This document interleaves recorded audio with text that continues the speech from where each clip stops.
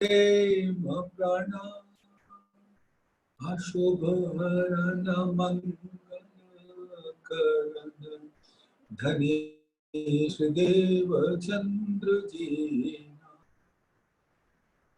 श्री प्राणनाथ निज मूलपति श्री मेराज सुना तेज कुंवर श्यामा युगल को पल पल करूं प्रणाम पिया जी को पल पल करूं प्रणाम प्रथम लागू दो चरण को धनिये न छुड़ायो खिन लांक तली डालेलिया मेरे जीव के यही जीवन इन पांव तले पड़ी रहूं धनी नजर खोलो बातू पलना वालू नेत्रे मेरे जीव के यही जीवन मेरे जीव के ही जीवन। धाम धनी अक्षरातीत के परम प्यारे लाडले आपके कोमल चरणों में इस सुंदर साध का दिल का सिजदा कबूल करें। प्रणाम जी।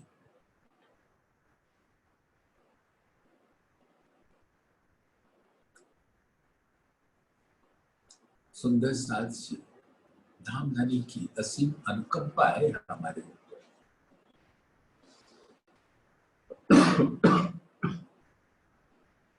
जो उनकी मेहर भरी नजर हम सबके ऊपर नूर की बारिश कर रही है। नूर इस ब्रह्मांड में नूर का स्वरूप है तारतम ज्ञान। श्री कुलजम स्वरूप नूर तारतम है और जो भी इसमें जीता है उसको उसके जीव को अखंड मुक्ति मिलती है और आत्मा अपने मूल में प्रवेश कर जाती है। जो अद्भुत लीला है इस ब्रह्मांड में तारतम ज्ञान के द्वारा जो जहां का होता है वहीं पहुंचता है, लेकिन आत्मा तो इस तारतम ज्ञान के द्वारा तो पहुंच ही जाएगी अपने मूल में। जीव का जो मूल माया है वो उससे परे होकर अपनी करनी और अपनी समझ और प्राणनाथ के शरण में आने से उसको ऐसी सुंदर अखंड मुक्ति का रस प्राप्त होगा जो आज तक कोई ऋषि मुनि तपस्वी जन सोच भी नहीं सकता था। प्राणनाथ जी कहते हैं ना, क्या रे देखी रे दुनिया जो इनको ना करूं अखंड। तो अखंड ही करना सिर्फ नहीं होता, जो प्राणनाथ के शरण में ये तन रहते रहते आया उसको उसके जीव को वो स्थान मिलेगा जो ब्रह्म सृष्टियों के जीवों का उपलब्धि है। सिर्फ प्राणनाथ के शरण में आने से उनकी मेहर भरी नजर उसके ऊपर भी पड़ती है। आने वाले समय में जैसे जैसे कलश ग्रंथ का में हम जीते चलेंगे हम सबको पता चल जाएगा कि हमारा मूल कहाँ है। आत्मा जिस जीव पर विराजमान है, अगर वो तन जिसके अंदर आत्मा है वो तो बिना किसी रुकावट के प्राणनाथ के चरणों में रहेगी। और उसके जीव को वो सुख मिल जाएगा अक्षर की दूर नजर तले जो उसको मिलना चाहिए। लेकिन जिसके अंदर आत्मा नहीं है, फिर भी ऐसी कृपा होती है कि वो प्राणनाथ के शरण में आ जाता है। सुंदर साथ आपने सुन तो रखा ही कि श्री जी साहेब जी मेहरबान के संग 5000 सुंदर साथ, सब सुंदर साथ, लेकिन उसमें सिर्फ 500 थी जो धाम का अंकुर था। 1500 ईश्वरीय सृष्टियां थी, यानी अक्षर की सुरता है, और 3000 जीव सृष्टि थी जिनका मूल ये माया। सोचो सुंदर। लेकिन क्योंकि 5 के 5000 सुंदर साथ प्राणनाथ के शरण में रहे, उन सभी 5000 के जीवों को अक्षर की नूर नजर तले सत स्वरूप ब्रह्म में, जहां ब्रह्म सृष्टियों के जीव अखंड मुक्ति को प्राप्त करते हैं, करेंगे, वहीं पर ये 1500 ईश्वरीय सृष्टियों के भी जीव होंगे और 3000 जीव सृष्टियों के भी जीव। उनको तो वो स्थान मिल जाएगा। क्यों? क्योंकि इस ब्रह्मांड में प्राणनाथ के शरण में है, और प्राणनाथ तो साक्षात अक्षरातीत है। और वही प्राणनाथ ने जब इंद्रावती जी को दीदार दिया, अब सामने, और कैसी स्थिति थी आप सब अब तक जान चुके। तो इंद्रावती ने जिस तन को धारण किया हुआ था, जिसका लौकिक नाम था मेहरराज ठाकुर, उसको तज दिया, उसके जीव से भी किनारा कर लिया। क्यों किनारा कर लिया? क्योंकि विरह की ऐसी जबरदस्त तड़प थी कि इस जीव के कारण इंद्रावती जी अपने सतगुरु धनी देवचंद्र जी से द्वेष किया कि आपको परम धाम दिखता है, हमको क्यों नहीं दिखता। अब सोचो, अपने ही सतगुरु जो आपको मर्जिया बनकर इस भवसागर से पार कर देंगे आपके जीव को, और आत्मा को तो अपने मूल में पहुंचा देंगे, आत्मा को आत्मा की पहचान देकर, जीव को जीव की पहचान देकर, माया और ब्रह्म का निवेदन करके, ऐसे सतगुरु से द्वेष कर बैठे। अब सोचो सुंदर साथ, सतगुरु की पहचान अगर हो गई और वो सतगुरु आपकी हमारी परीक्षा लेने के लिए हमसे मुंह फेर ले, तो क्या हम उससे खफा हो जाएंगे? क्या हमारे अंदर की मैं इतनी बढ़ जाएगी कि सदगुरु अब आप बुलाओगे तो मैं आऊंगा, नहीं तो नहीं आऊंगा? ये आत्मा की मैं नहीं है, ये उसके अंदर जीव की मैं थी। इसलिए इंद्रावती ने ये उचित समझा कि ऐसे जीव जिसने अपनी मैं के कारण मुझको मेरे सदगुरु से इतने वर्षों तक जुदा रखा, धिक्कार है ऐसे जीव पर, और इसको कोई हक नहीं है कि वो इस तन के अंदर रहे। और इंद्रावती जी ने तुरंत विरह की अग्नि ऐसी जली कि उस तन को छोड़ दिया। और जीव छोड़ दिया। अब इस प्रकार से देखो तो यहां कहते हैं ना इस ब्रह्मांड में, भाई जान है तो जहान है, यानी कि जब तक जीव इस तन में है तब तक तो ही संसार के उपलब्धियां तुमको मिल पाने की संभावना है। हाँ, ये सत्य है, क्योंकि आज तक कोई जाना नहीं था कि ये जब तक तन खड़ा है तब तक ही तारतम्य ज्ञान पाकर आपकी आत्मा अपने मूल में जाएगी और जीव अखंड हो जाएगा। ये तो है। तो जब इस ऐसी स्थिति हो गई कि जान रहे न रहे, जहान रहे न रहे, मैंने अपने सतगुरु से द्वेष किया, अपने उन सुंदर साथ को भी इस बात से कष्ट पहुंचाया, चाहे वो गांग जी भाई थे, चाहे वो बाल भाई, कि मैंने मुख फेर लिया सतगुरु से।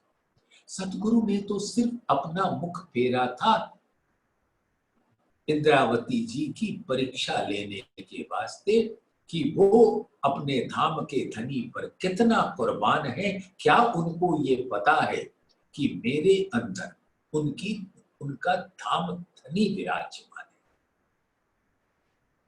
तो ये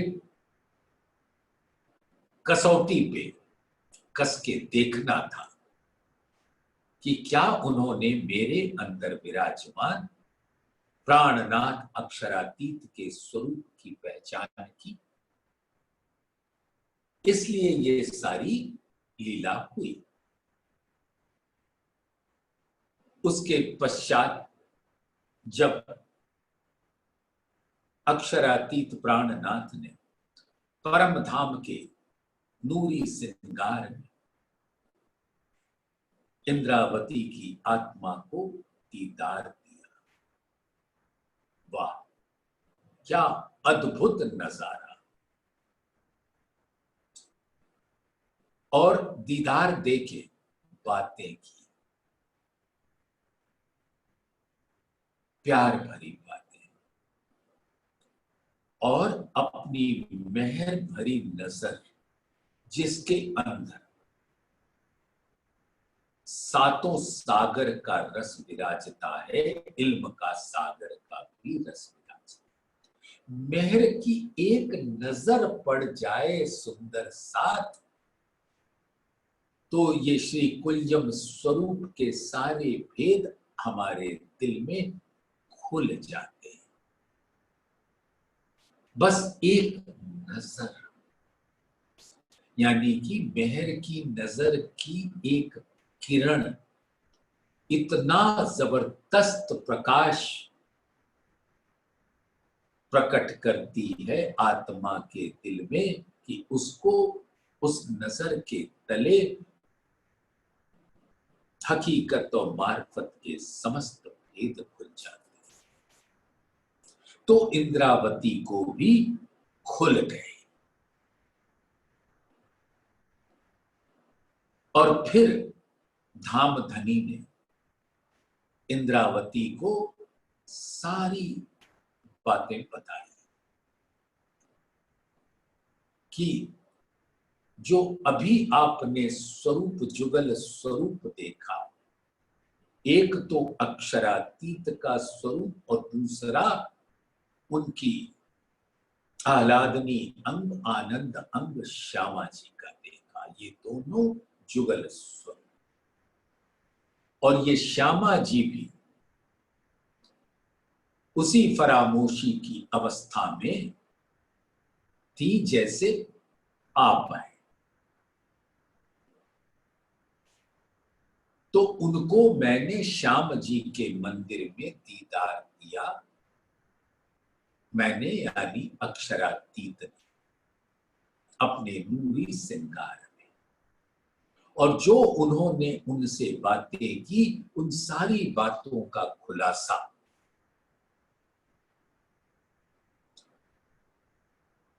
अक्षरातीत ने प्राणनाथ ने स्वयं अपनी रसना से सुनाया इंद्रावती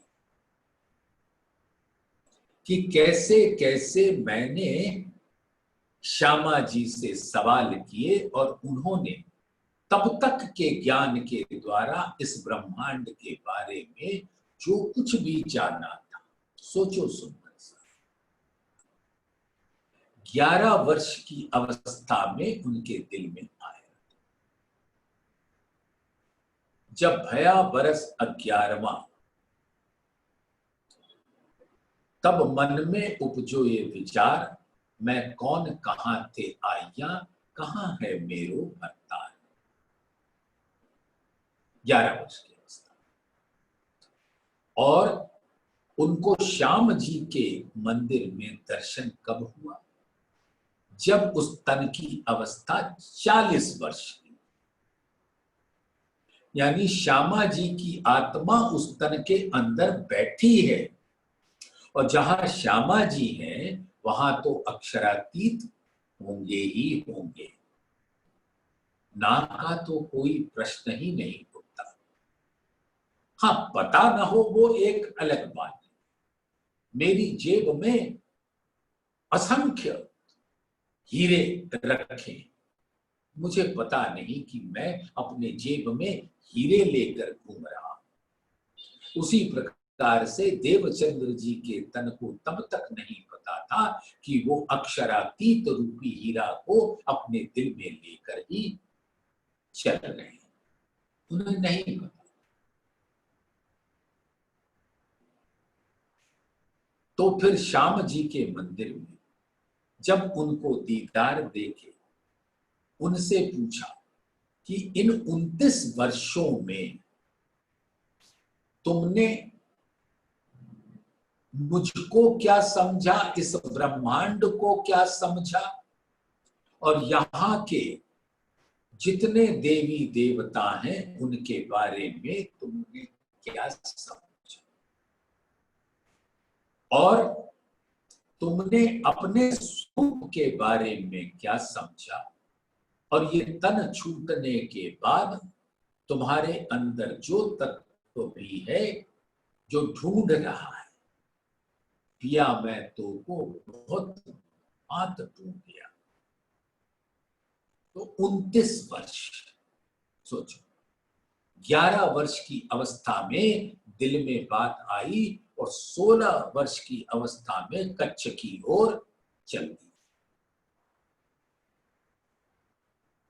तो जगह जगह अघोरियों के पास गए, मंदिरों में गए, पंथ पैड़े में गए, इंगला पिंगला न जाने कहां कहां गए। हरदास जी के पास पहुंचे, बाल मुकुंद की सेवा की, बांके बिहारी की सेवा, और उनको ऐसा प्रतीत हुआ कि अब उनको वो मिल गया है जिसकी खोज कर रहे थे। तब जब श्याम जी के मंदिर में दर्शन देकर उनसे पूछा कि इतने वर्षों में जो कुछ भी तुमने समझा है, पाया है, अपनी बुद्धि के माफक मुझको बताओ।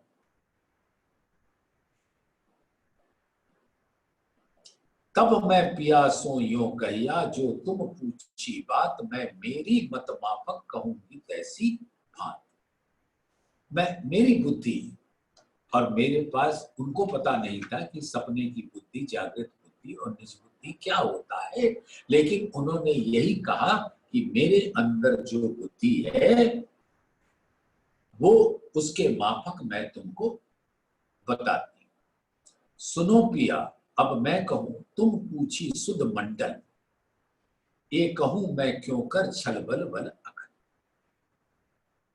मेरे प्राण वल्लभ, मेरे प्राण प्रीतम, मैं आपको आपके प्रश्न का उत्तर दे रही हूं, कृपया करके उसको सुनने का हमें अवसर प्रदान करें। आपने मुझसे इस हद मंडल की वास्तविकता पूछी, इस मोहमयी बुद्धि के आकर्षण में फंसे हुए इस प्रपंचमयी शक्ति से भरपूर इस जगत की वास्तविकता के बारे में मैं क्या बताऊं। मैं ना पहचानो आपको, ना सुध अपनो घर, पीऊ पहचान भी नींद में, मैं जागत हूं या पर। मैं आपको नहीं पहचानता, ऐसा श्यामा जी ने अक्षरातीत के प्रश्न का उत्तर दिया। और ये जो अक्षरातीत अब उत्तर दर्शन दिए हैं हफ्सा में इंद्रावती को, उनको बता रहे हैं कि श्याम जी के मंदिर में क्या क्या मेरे और श्यामा जी के बीच में बातें हुई।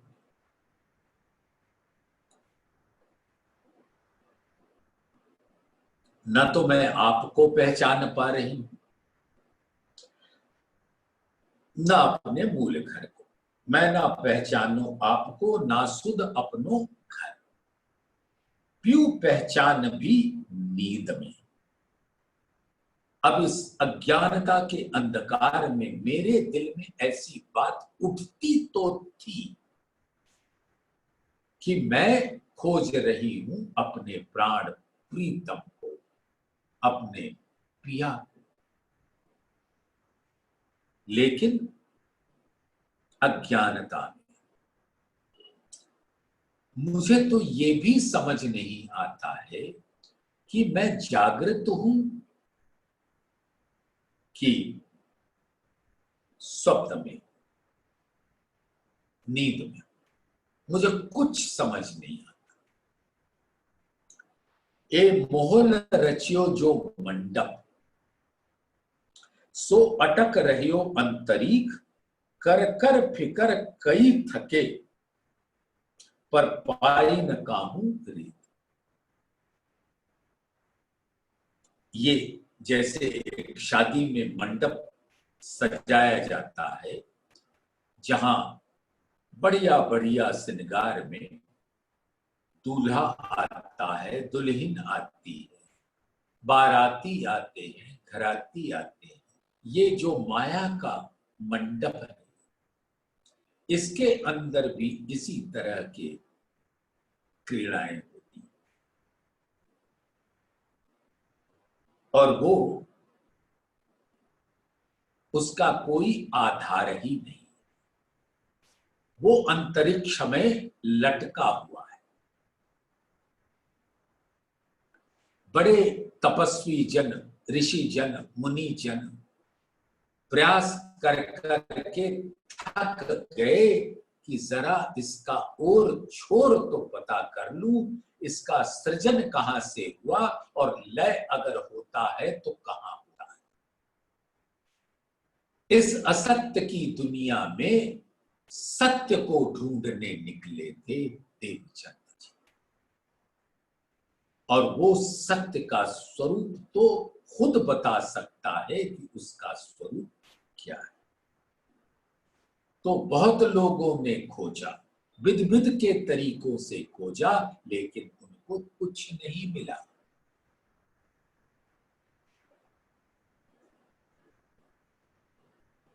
और सारे जितने भी इस अंतरिक्ष में ग्रह हैं, नक्षत्र हैं, तारे हैं, सब एक दूसरे को अपनी आकर्षण शक्ति से धारण किए। उनका कोई भी मूल नहीं है।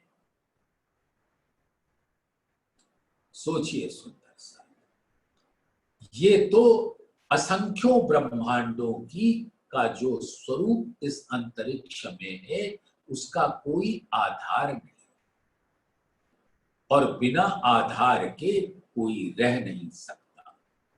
तो ये इसका असल स्वरूप क्या है, वो बाद में धामधनी देवचंद्र जी को बताते हैं।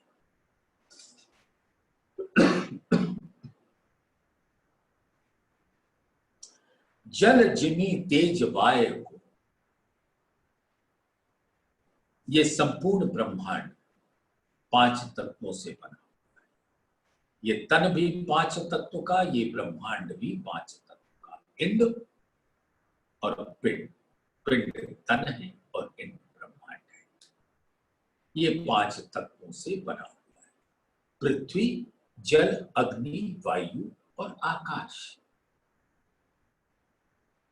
और इन 14 लोकों के इस ब्रह्मांड में चारों ओर सर्वत्र अति बलशाली माया अपने प्रपंच से सबको घेर के बैठी हुई। या में खेल कई हो वहीं सो केते कहूं विचित्र। और इस ब्रह्मांड में तरह तरह के खेल में खेल हो रहा है, अद्भुत। इस सृष्टि में तिमिर तेज रूत रंग फिरे, शशि सूर फिरे नक्षत्र। इस सृष्टि में प्रकृति की इतनी अद्भुत लीलाएं होती रहती हैं, जिसका वर्णन मैं कहां तक नाम के धनी आपको सुनाऊं। सूर्य, चंद्रमा और नक्षत्र सर्वदा गतिशील तो रहते ही हैं। इन लोकों में कहीं अंधेरा, कहीं उजाला, और हमेशा ऋतु भी परिवर्तित होते रहते हैं। कभी ग्रीष्म ऋतु, कभी शरद ऋतु, कभी बरसात की अवस्था हो। ऐसे ऋतुएं बदलती रहती, 12 ऋतु, 12 मास। और ऐसे बदलने वाले ऋतु में, बदलने वाले ब्रह्मांड में मैं हर चीज परिवर्तनशील देखती। जिस तन से आज मैं ये बात आपसे कर रही हूं, मैं जानती हूं कि ये तन भी मेरा संग नहीं देगा। तबक 14 इंड में, यानी 14 लोक के ब्रह्मांड में, जिमी जोजन कोट 50, 14 लोकों वाले इस ब्रह्मांड में पृथ्वी लोक का जो माप है, मैं अपने सपने की बुद्धि के हिसाब से बता रही हूं कि इसका माप 50 करोड़ योजन है। ये राजी नहीं कह रहे, ये देवचंद्र जी कह रहे। क्यों ऐसा कह रहे? क्योंकि उन्होंने 14 वर्ष तक भागवत की का श्रवण किया था नेष्ठा। तो जो ज्ञान उन्होंने ग्रहण किया भागवत के द्वारा, वही तो बताएंगे। और हमारे प्राण प्रीतम ने उनसे ये सवाल क्यों पूछे? सुंदर साथ दिल में विचारना।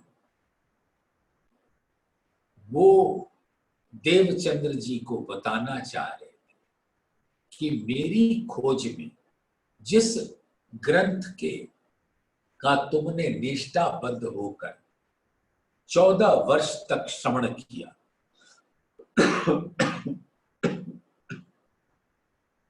और मैंने सिर्फ तुमसे ये पूछा कि इतने वर्षों के बाद तू कौन आई इत क्यों कर, कहां है तेरा वतन, नार तू कौन खसम की दृढ़ कर कहो वचन। और आपको कुछ नहीं पता। तो 14 वर्ष तक आपने क्या पाया? सुंदर साथ, आज इस बात को समझ लो। जब हमारे सदगुरु धनी श्री देवचंद्र जी उत्तर न दे पाए, अगर भागवत में उनको इन प्रश्नों का उत्तर मिल गया होता, तो क्या वो अपने प्राण प्रीतम धाम धनी के उस स्वरूप के उस प्रश्न का उत्तर ना दे सकते थे क्या? लेकिन पता ही नहीं।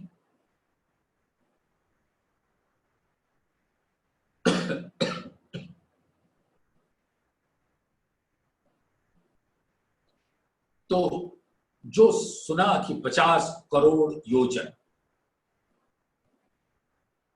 तो इस प्रकार के माप बताते रहे।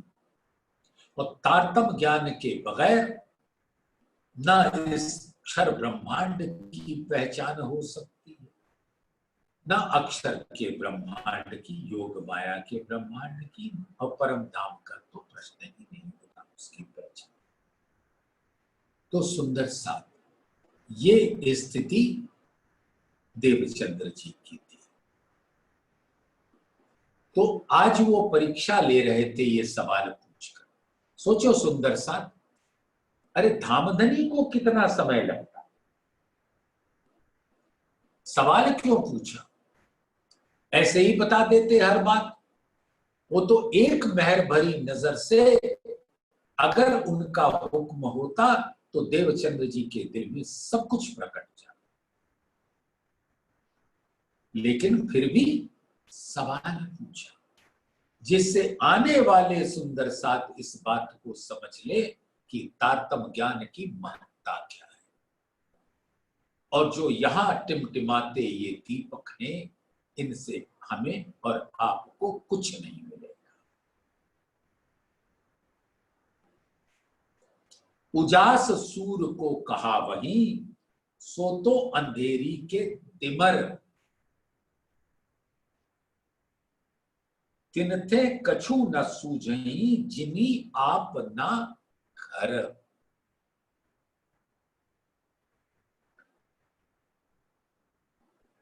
यद्यप सूर्य को उजाला तो कहा जाता है, उजाला देने वाला कहा जाता है, लेकिन वो तो माया के अंधकार का ही एक रूप है। जैसे ही वो रात्रि के बाद प्रकट होता है, हर जीव माया की उपलब्धियों को हासिल करने में, माया के प्रलोभनों में गर्क हो जाता है और अपने स्तन को गला देता है पूरी तरह, और अंतोतगत्वा मृत्यु का ग्रास बनता है। तो ऐसा लगता है कि सूरज का प्रकाश आ गया तो ज्ञान आ गया, लेकिन सूरज का प्रकाश तो घोर अंधकार का प्रतीक है। उसमें जो थोड़ा बहुत भी दिल के अंदर भाव होता है कि मैं अपने पर ब्रह्म को पहचान लूं, वो भाव भी समाप्त हो जाता है और जीव लग जाता है। जानते हो कैसे? जैसे कोल्हू का बैल ना पेरता रहता है तेल निकालने के वास्ते, और उसको नहीं पता होता कि उसने कितने किलोमीटर की यात्रा करी, क्योंकि वो तो वही धुरी के चारों तरफ घूम रहा है, घूमता जा रहा है। उसको ऐसा लगता है कि उसने बहुत दूरी पहुंच गया, शायद उसको ब्रह्म की पहचान हो गई इतनी कष्ट करने के बाद, लेकिन वो तो वही का वही कोल्हू के बैल की तरह घूम रहा है। ऐसी इन जीवों की स्थिति। माया को प्राप्त करने के लिए वो निकल लेता है, तन को गला देता है, थक के चूर हो जाता है, लेकिन माया तो मिलती नहीं, क्योंकि माया का स्वरूप ही छलावे का है, ठगनी का है।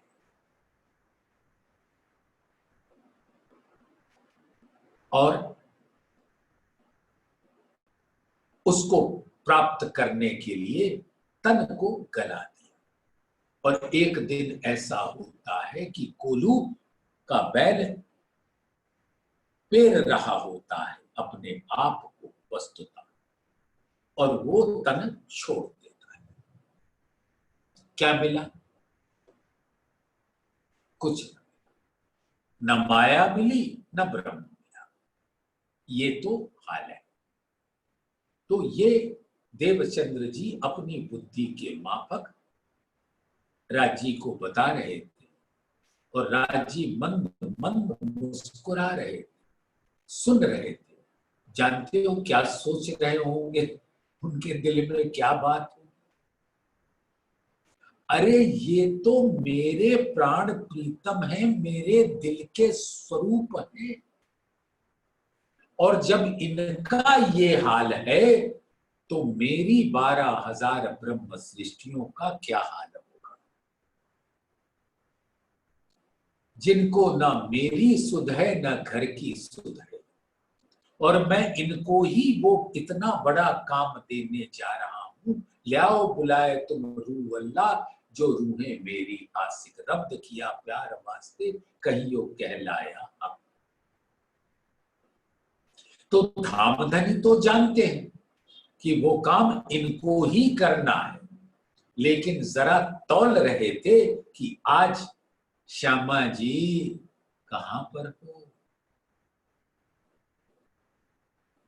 आप तो परम धाम की स्वामिनी हो, मेरे दिल का वो अंग हो जो आनंद अंग कहलाता है। हर लीला का रस आनंद होता है जो मैं अपने दिल में ग्रहण करता हूं, इसलिए आप दिल के स्वरूप हो, इसलिए हर लीलाओं का आनंद स्वरूप आप ही।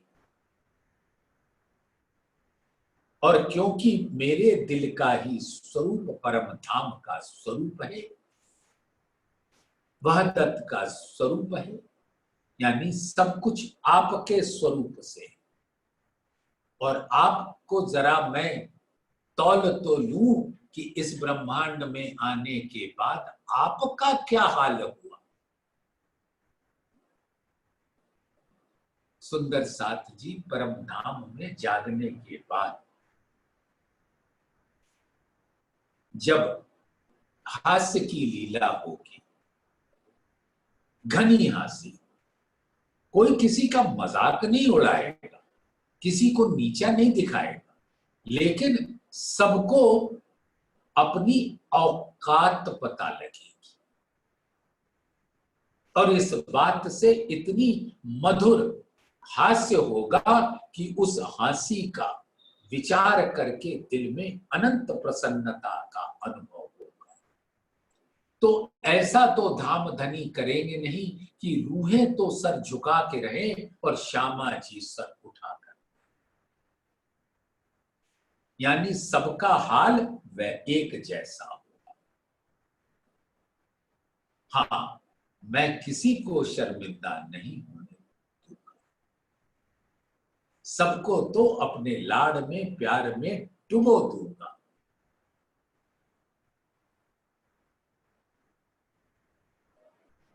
तो इस सूर्य के प्रकाश में, ऐसा देवचंद जी कह रहे हैं कि इस सूर्य के प्रकाश में तो ये अज्ञान का ही एक स्वरूप है। जैसे एक सिक्के के दो पहलू, एक तरफ सूरज और एक तरफ अंधेरा, और उस सिक्के का मोल तो वही है, सूरज ले लो या अंधेरा। तो सूरज का जो दूसरा पहलू है वो अंधेरा होता है। तो सूरज को ज्ञान का स्वरूप न समझना, वो भी अज्ञान का स्वरूप है। अगर अंधेरा रहता है तो हमारे वो बुरे हाल नहीं होते जितना ये सूरज के उगने के बाद होते। हर व्यक्ति अभी जो भी ये चर्चा को सुन रहा है, मैं कुछ नहीं कह रहा हूं, ये तो धाम धनी और देवचंद्र जी के बीच की वार्तालाप चल रही, और सब लोग अपने आप को तौलो। क्या आप देवचंद्र जी से ज्यादा कसनी की है? क्या आपने देवचंद्र जी से ज्यादा तपस्या की है? या उनसे ज्यादा ज्ञान आपके पास है? और देखो, जब उनका ये हाल है तो अपने अंदर विचारो कि हमारा और आपका क्या हाल है।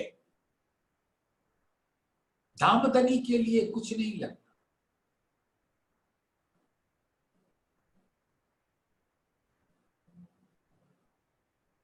सनंद में एक सुंदर सी चौपाई कहते हैं राजी, नेक रखी रात खींच के, सो भी वास्ते तुम, ना तो लेते अंदर खेती बेर हैं हम। रात को दिन करने में या महाप्रलय करने में, जीवों को अखंड मुक्ति देने में, आत्माओं को अपने संग ले जाने में उनको कितना समय लगेगा। उनको क्या समय लगेगा, लेकिन फिर भी देखो सुंदर सा, वाणी पूरी उतर जाने के बाद 339 वर्ष हो गए आज, तो हम क्यों नहीं जागकर अपने धामधनी के पास पहुंच गए और यहां महाप्रलय हो गई। तो धामधनी क्या कहते हैं, नेक रखी रात खींच के। लैलतुल कदर 3 तकरार इस रात्रि के, ये तीसरा तकरार जिसमें जागनी चल रही, उसको थोड़ा सा लंबा कर दिया है, जिससे जो मैंने अपने दिल में लिया हुआ है परम धाम के अंदर, कि एक अर्श की बादशाही और वाहे दत्त का इश्क इनको बता दूं, और ये इनका ये हाल है इस माया के ब्रह्मांड में कि मैं इतनी कोशिश करता हूं। अब ये तो ऐਵੇਂ ही कह रहे हैं राजी, वो क्या कोशिश करेंगे, वो एक क्षण मारा और सब कुछ प्रकट हो जाए, लेकिन नहीं, यहां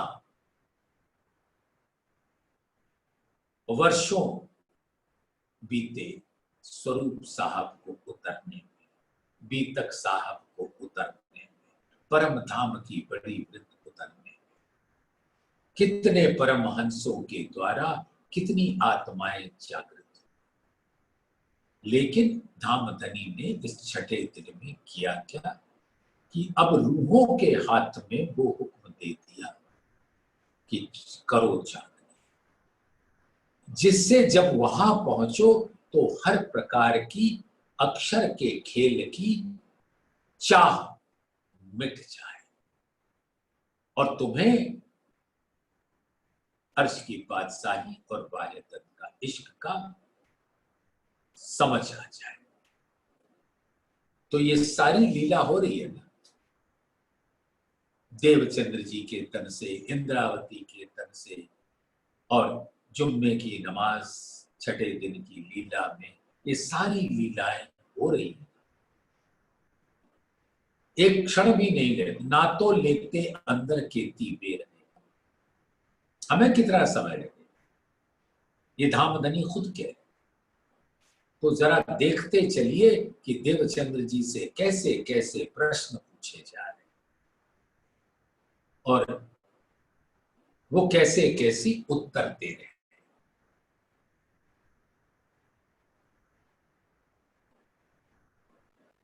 जब थे सूरज देखिए लेत अंधेरी घेर, नूर नाम रोशनी का दुनी जानत यूं कर, रोशनी तो जिद अंधेर की दुनी क्या जाने लदुनी बिगर।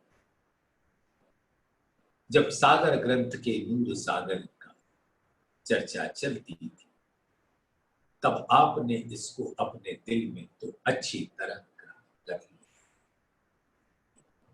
कि ये सूर्य अज्ञानता का, गहन अंधकार का स्वरूप है,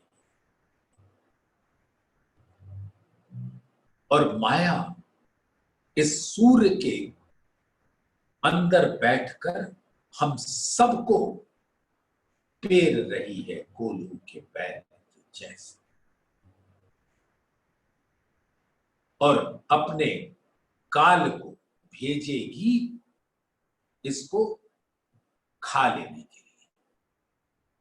मृत्यु का ग्रास हो जाता है ये जीव का तन और जीव। जब थे सूरज देखिए लेत अंधेरी घेर, जीव पशु पंखी आदमी सब फिरे या के फेर।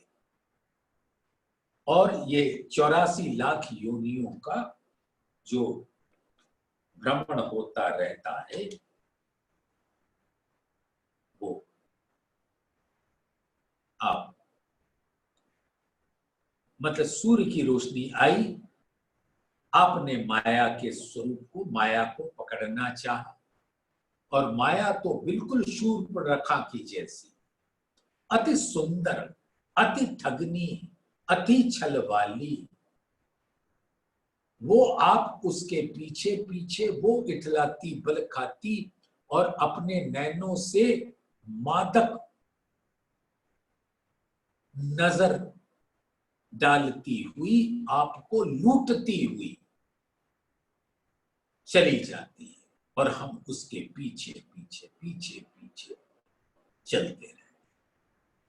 और हमारा हाल क्या होता है कि वो जब पहुंचती है तो मानो कि नीचे एक बहुत बड़ी घाटी है, खाई है, वो ऐसे उड़ती हुई जाएगी कि मैं उसके पीछे पीछे, और वो लुप्त हो जाएगी और मैं उस खाई में गिर जाऊंगा, मृत्यु का ग्रास बन जाऊंगा, मृत्यु का भोजन बन जाऊंगा।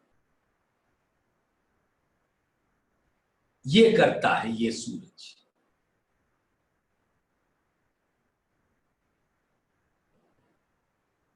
ये सूरज क्या है? माया का ठगनी स्वरूप है, माया का अस्त्र शस्त्र है। जरा आप एक बार भी सोच के देखो कि माया कैसी नार है, कितना श्रृंगार में सजकर हमको लुभाती है, अपनी मादक नैनों से हमको ऐसा कटाक्ष करती है कि मैं अब जीवित नहीं रहना चाहता अगर ये माया मुझको ना मिले।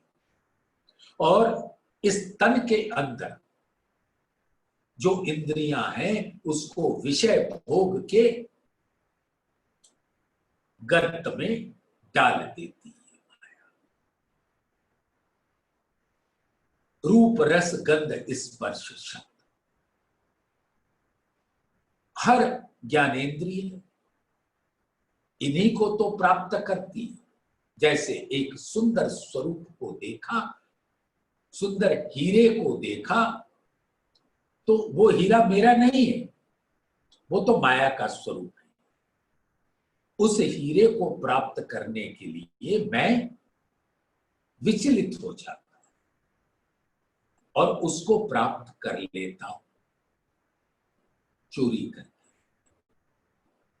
फिर पुलिस आती है, पकड़ती है और जेल में भर देती है।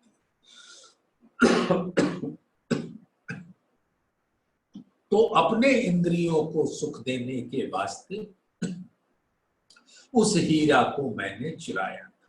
और क्या सोच के चुराया था कि इस हीरा को बेचूंगा, उसको बेचने के बाद करोड़ों अरबों रुपयों का मैं स्वामी हो जाऊंगा, और फिर स्वामी होने के बाद अनेक स्त्रियों से मैं ब्याह करूंगा, बच्चे पैदा करूंगा, नौकर चाकर रखूंगा, गाड़ियां रखूंगा, ये करूंगा, वो करूंगा, ऐसा करूंगा, वैसा करूंगा। और चोरी के इल्जाम में पकड़ गए और जेल चले गए, खत्म। तो ये सारा सपना जीव देख रहा था कि उस हीरे को देखा तो मैं इससे अपने इंद्रियों को कैसे सुख पहुंचाऊंगा। ये सोचते सोचते उसका हाथ, विवेक तो बंद है, हाथ ने हीरा उठाया और अंततः क्या निर्भया कांड 2012 में दिल्ली में उन 5 दरिंदों ने जो पूरी तरह से तमोगुण के से आच्छादित थे और उन्हें क्या चाहिए था, अपने इंद्रियों को सुख पहुंचाना। और अंतोतोगत्वा क्या हुआ, 8 वर्ष अवश्य लगे, लेकिन फांसी के तख्त पर झूल गए। ये माया ने उनको कहां पहुंचा दिया। ये माया हमको ब्रह्म से भी मिला सकती है और हमको खड्डे में भी डाल सकती है। ब्रह्म से कैसे मिलाएगी? ये माया का जो तन है, इस तन में धाम धनी की कृपा से जब तारतम ज्ञान के प्रकाश में चल निकलती है, तब माया उसका कुछ नहीं बिगाड़ेगा। तन तो ये 5 तत्व का है, कर्मेंद्रिया 5 ज्ञानेन्द्रिया, 5 तन्मात्राएं, रूप रस गंध स्पर्श, और जीव का अंतस्करण मन चित्त बुद्धि अहंकार। ये 25 तत्व का जो इस तन के अंदर विराजती है, उसके द्वारा माया इसको खूब घुमाती है। लेकिन इसी तन के द्वारा या सुपनते सुख उपजो, जो जाग के कीजे विचार, आत्म भेली पर आत्मा सुपन भेलो संसार। काल न देखे इन फेरे, या ही तिमर के फंद, ए सूरज आंखों देखिए पर या ही फंद के बंद। ऐसा देवचंद्र जी बता रहे हैं कि यहां पर मैंने बहुत लीलाएं देखी, और ये सूर्य के प्रकाश में जो अंधकार का स्वरूप है, सब कोई माया को लेने में निकल पड़ते हैं अपने अपने घरों से, और कुछ नहीं उनको हासिल होता है। और उसको इतना देखते रहते हैं कि उनको इस बात का भी भय नहीं रहता कि काल मेरी प्रतीक्षा कर रहा है। क्या हमको मालूम नहीं है कि जिस तन के द्वारा आज धाम धनी की रसना से उतरने वाले इल्म को हम ग्रहण कर रहे हैं, ये तन अंतोतगत्वा चिता के हवाले हो जाएगा, अर्थी पे जाएगा और अग्नि के हवाले हो जाएगा, खाक में मिल जाएगा। लेकिन इस तन के रहते रहते धाम धनी की कृपा, आत्मा भेली पर आत्म, और सुपन का ये तन भेलो संसार, और जीव धाम धनी की कृपा से अक्षर की नूर नजर तले अखंड। तो ऐसा देवचंद्र जी ने बताया कि मैं तो देखता रहता हूं कि किस प्रकार से यहाँ पर तिमर का फंद पड़ा, और ये सूरज निकलते ही ऐसा होता, और इसी फंदा ने हम सबको जकड़ रखा है। वाओ बादल बीज गाजही, यानी तीव्र गति से वायु चलती, बादल गरजता है और बरसता है, बिजली चमकती है, और बारिश इतना घना होता है कि इस जिमी में वो बाढ़ आ जाती है, सुनामी आ जाती है जैसे। लेकिन वो दिखाकर लुप्त हो जाती है, बाढ़ की जगह सूखा हो जाता है, और फिर इसकी धुरी चलती रहती है, उसी परिधि में ये घूमता रहता है। या भांत अनेक ब्रह्मांड में देत दिखाई दसों दिस, ए मोह जल लहरा ले वही सागर सब एक रस। तो इस प्रकार 10 दिशाओं में उत्तर, दक्षिण, पूर्व, पश्चिम, अग्निकोण, नैऋत्य कोण, वायव्य कोण, ईशान और ऊपर तले, ये 10 दिशाएं समझाने के लिए कही गई कि इस ब्रह्मांड में चाहे तुम किधर भी जाओ, माया तुमको छोड़ती नहीं, क्योंकि ये सब कुछ आदि नारायण मोह जल का लहरें, और उस आदि नारायण का स्वरूप अक्षर ब्रह्म की मूल प्रकृति। ये देवचंद्र जी को अभी पता नहीं, तो वो नहीं बता रहे हैं, ये तो अब सुंदर साथ आप जान चुके हो, इसलिए उसको इस प्रकार से कह दिया।